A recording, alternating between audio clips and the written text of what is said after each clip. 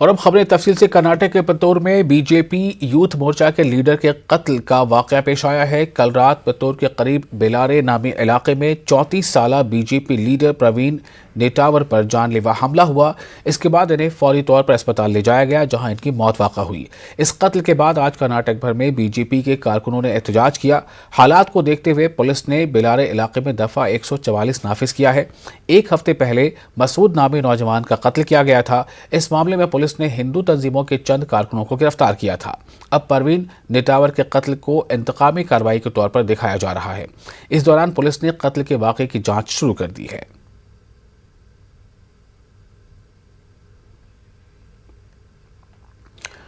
और इस बारे में मजीद जानकारी के लिए बात करते हैं अपने नुमाइंदे रऊफ हल्लूर से।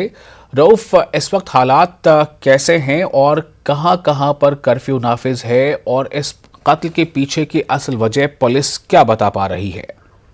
जी देखिए, कल रात जैसे ही परवीन नेट्टन्नावर बीजेपी के एक नौजवान लीडर 34 साल उम्र, इन पर जो है जानलेवा हमला हुआ बेल्लारे इलाके में, यानी पुत्तूर जो जुनूबी केंद्रा का एक शहर है, जुनूबी केंद्रा जिले का। और यहाँ पर कल रात जो है ये वाकया पेश आया, जानलेवा हमला हुआ। इसके बाद उन्हें फौरन पुत्तूर के एक अस्पताल में भर्ती किया गया, जहां पर उनकी मौत वाक़या हुई। इसके बाद जो है पूरी हिंदू तंजीमें, बीजेपी के कारकुनान वहां पर जमा हुए और अपने गम और गुस्से का इजहार करने लगे। इस रात से ही जो है यहाँ पर हिफाजती इंतजाम बढ़ा दिए गए हैं, चौकसी बढ़ा दी गई है। आज रियासत के मुख्तलिफ शहरों में जो है बीजेपी के कारकुनों ने, हिंदू तंजीमों ने पुरजोर तरीके से एहतजाज किया है और फौरी तौर पर कातिलों को गिरफ्तार करने का मुतालिबा किया है, सख्त से सख्त सजा देने की मांग की है। और इस बात पर भी अफसोस जाहिर किया है कि बीजेपी की हुकूमत है, इसके बावजूद भी जो है बीजेपी के कारकुनान हो या हिंदू लीडरों को जो है हिफाजत नहीं मिल रही है। ये बात एहतजाज के दौरान कही गई।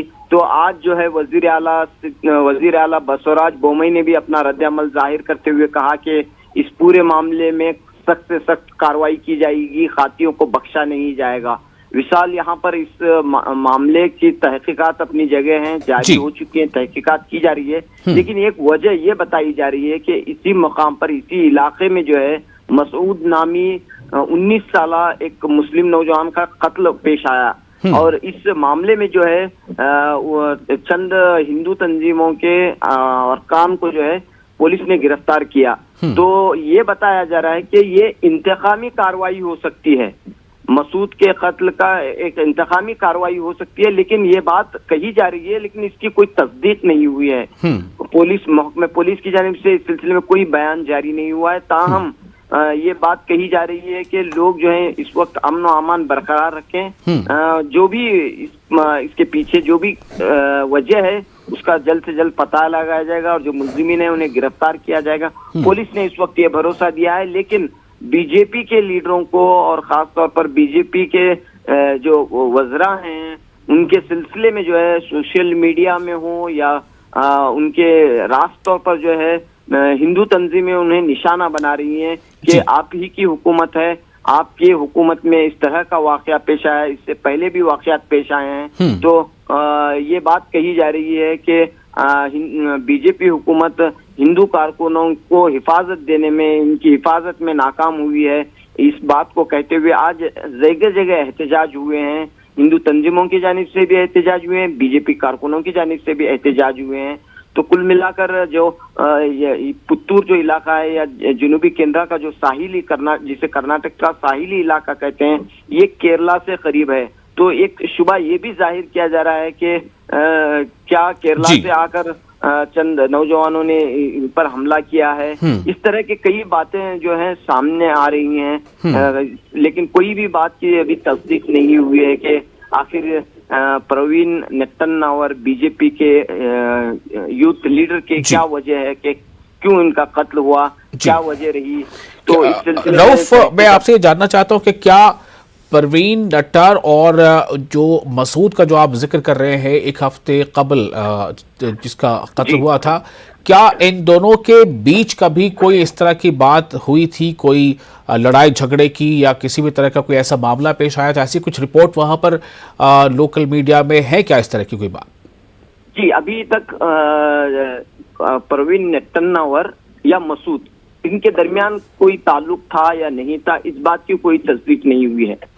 बस यही बात ये कही जा रही है कि ये हो सकता है कि एक इंतकामी कार्रवाई हो।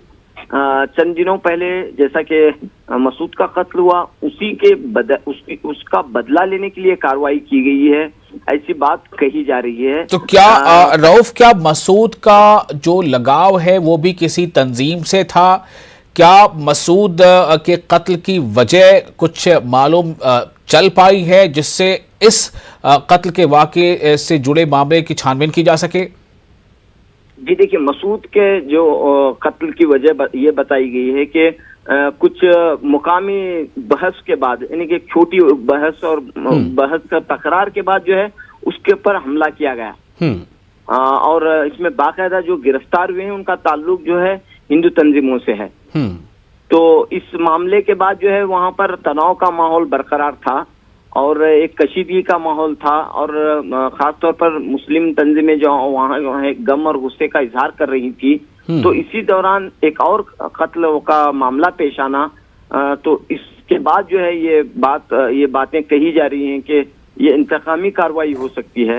लेकिन पुलिस की जानिब से या हुकूमत की जानिब से ये बात अभी तक सामने नहीं आई है कि इसकी क्या वजह है। बहरहाल ये इस पूरे मामले की बहुत शुक्रिया रऊफ आपका तमाम जानकारी के लिए, तफसील से इस बारे में हमारे नाज़रीन को बताने के लिए शुक्रिया आपका। और नाज़रीन, अब कर्नाटक की खबरों में आगे रुख करेंगे। यौम आज़ादी हो या यौम जमहूरिया, दीनी मदारिस धूमधाम से मनाते हुए आ रहे हैं। बाज़ तंजीमें इस मामले में वावेला न मचाएं, उलमा और मशाइखीन ने इन ख्यालात का इजहार किया। बेंगलुरु के करीब कोलार में मशाइख बोर्ड की तश्कील के लिए उलमा कराम जमा थे। मीडिया से बात करते हुए उलमा और मशाइखीन ने कहा कि हुब्बुल वतनी का दर्स दीनी मदारिस के तालीम और तरबियत का हिस्सा है। वाज़ेह है कि हाल ही में चंद हिंदू तंजीमों ने मदारिस पर तिरंगा लहराने का मुतालबा किया था। हमारे कई उलमा इकराम ने हिंदुस्तान की आज़ादी में शिरकत की और अपने अपने कुर्बानियाँ पेश की।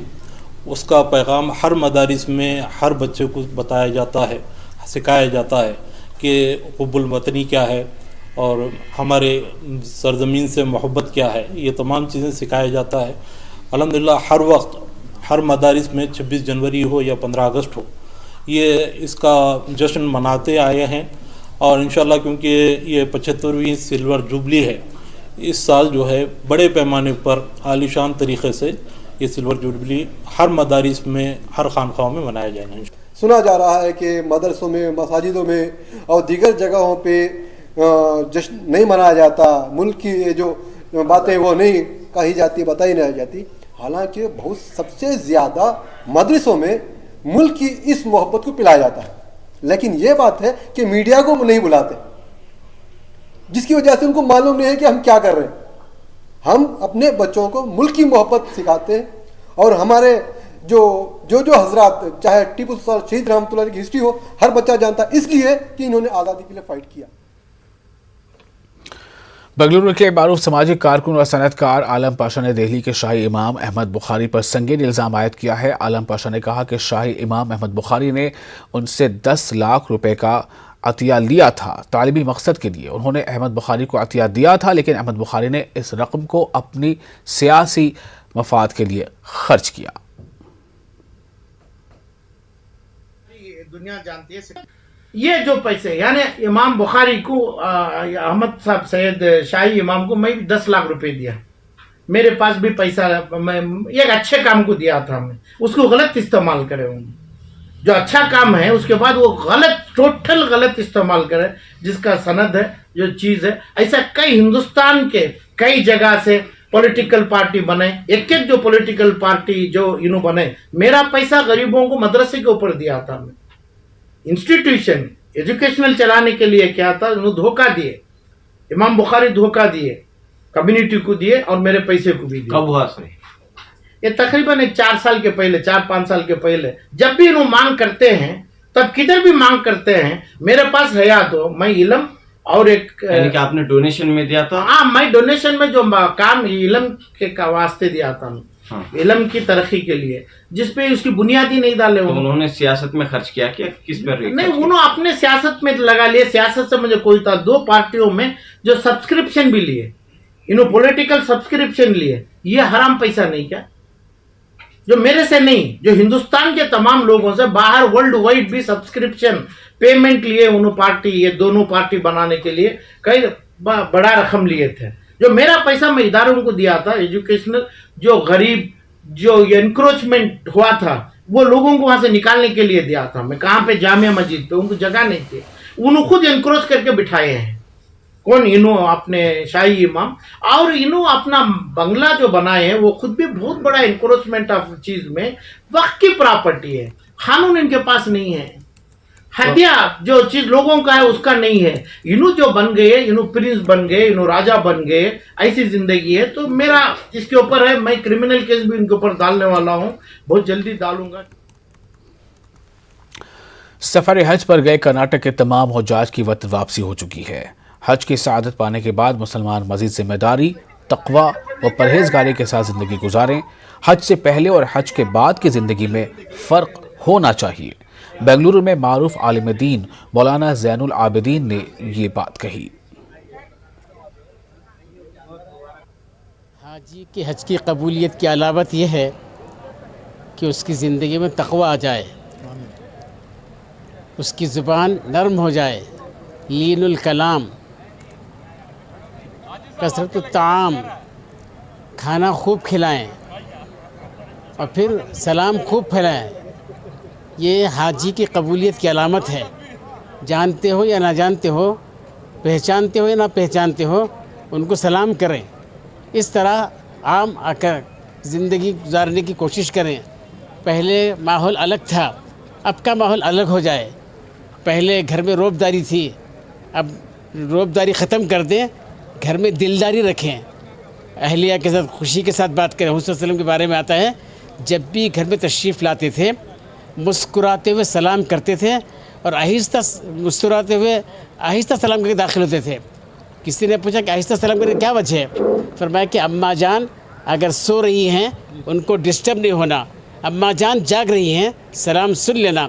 इसलिए मैं हुज्जाज इकराम से गुजारिश करता हूँ कि वो अपनी ज़िंदगी को जो अल्लाह के घर में जाकर पाक करके लाए हैं, उस पाकीज़गी को मौत की आखिरी सांस तक बाकी रखें। किताबें इल्म का समंदर हैं और इल्म के इस जरिए को रद्दी में बेचने के बजाय ज़रूरतमंद बच्चों तक पहुंचाने की कोशिश की जानी चाहिए। इस मकसद के लिए दिल्ली के रोहिणी इलाके के MCD स्कूल में बुक बैंक खोला गया है।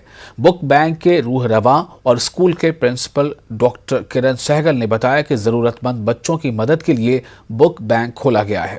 इस बुक बैंक में अब तक तकरीबन 4000 किताबें आ चुकी हैं। बुक बैंक में हर किस्म की किताबें मौजूद हैं। कहते हैं कि किताबें ज्ञान का सागर होती हैं। किताबों को कबाड़ में नहीं फेंकना चाहिए।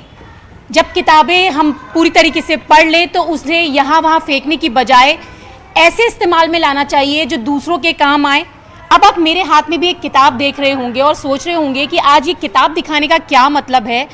आपने बहुत सारे बैंक के बारे में तो सुना होगा, आज हम आपको एक ऐसा बैंक दिखाएंगे जहां पर आप किताबें भी डोनेट कर सकते हैं। जी हां, आज हम आपको लेकर चलेंगे MCD के एक ऐसे स्कूल में जहां पर पहला बुक बैंक खोला गया है। इस बुक बैंक में आप किस तरीके से किताबें डोनेट कर सकते हैं, ये बुक बैंक ज़रूरतमंद बच्चों के लिए किस तरीके से कारगर साबित हो रहा है, तो हम आपको उसी बुक बैंक के अंदर लेके चलेंगे। और MCD के स्कूल में हम पहुँच चुके हैं और जैसे कि मैंने बात की बुक बैंक की, तो मैं आपको दिखाऊंगी कि वो बुक बैंक कैसा है। अब यहाँ हम बुक बैंक जहाँ पर बनाया गया है उस रूम में आ चुके हैं। बच्चे भी आप देख रहे होंगे, बच्चे पढ़ रहे हैं। और चूंकि मैंने पहले भी कहा कि किताबें जो हैं वो नॉलेज के काम आती हैं और जब हमारा जो इस्तेमाल है किताबों को लेकर वो ख़त्म हो जाता है तो कहीं ना कहीं पेरेंट्स किताबों को कबाड़ में बेच देते हैं। कबाड़ में बेचने की जगह किताबों को बुक बैंक में डोनेट करें ताकि वो दूसरे बच्चों के काम आ सके। इसी मकसद से ये बुक बैंक खोला गया है। बैंक को खोलने का क्या मकसद है और किस मैसेज के साथ इस बुक बैंक की शुरुआत हुई, अब तक कितनी बुक्स इस बुक बैंक में आ चुकी हैं? तो किरण जी ये बताएं मुझे कि बुक बैंक जिस तरीके से खोला गया, पहला बुक बैंक, अमूमन लोगों ने बैंक्स के बारे में तो बहुत सुना होता है कि टॉय बैंक या फिर पुराने कपड़ों के लिए क्लोथ बैंक्स, बुक बैंक का कंसेप्ट कैसे शुरू किया? बुक बैंक का कॉन्सेप्ट यहीं से स्टार्ट हुआ कि जो बच्चे बुक्स पढ़ चुके हैं, फैमिलीज़ में बच्चे, हमारी फैमिलीज़ में, सराउंडिंग में फैमिलीज़ हैं, बच्चे बुक्स पढ़ चुके हैं, वो कबाड़ में ना भेज दे क्योंकि उनके यूज़ में नहीं रहती, बाद में घर में पड़ी रहती हैं तो लोग कहते हैं निकाल दिया जाए, इसका कबाड़ समझ कर, तो वो बहुत दुख होता है। तो बेटर ये है कि यहाँ पे बुक बैंक ओपन हुआ है। लोकेलिटी के लोगों को, आसपास के सभी को हमने यही रिक्वेस्ट की कि आप अपने घर में एक्स्ट्रा बची हुई बुक्स जो बाद में बच्चों के काम आ सके, जो और बच्चे पढ़ना चाहते हैं वो इतना अफोर्ड नहीं कर सकते हैं, उनको एक्स्ट्रा बुक्स चाहिए, कुछ हेल्प बुक्स चाहिए, तो उसके लिए यहाँ हमें दे दीजिए और हम बच्चों को यहाँ पे